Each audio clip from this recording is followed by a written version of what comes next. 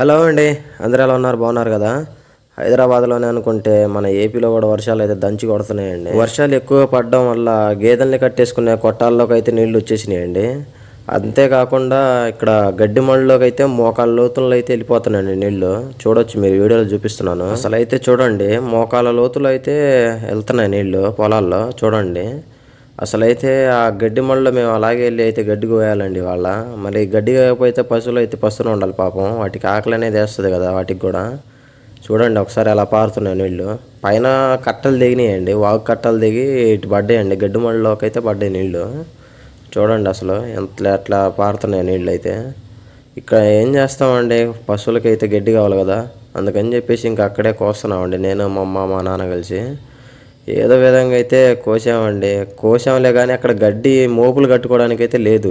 ఎటు పక్కన చూసినా కూడా నీళ్ళే ఉన్నాయండి. ఏదో విధంగా అయితే గడ్డి మోపులు అయితే కట్టుకొని తెచ్చుకున్నాము.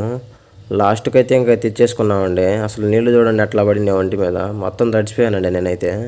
ఈ వీడియో కనుక మీకు నచ్చినట్లయితే మన ఛానల్ అయితే సబ్స్క్రైబ్ చేసుకుని వీడియోని అయితే లైక్ చేయండి.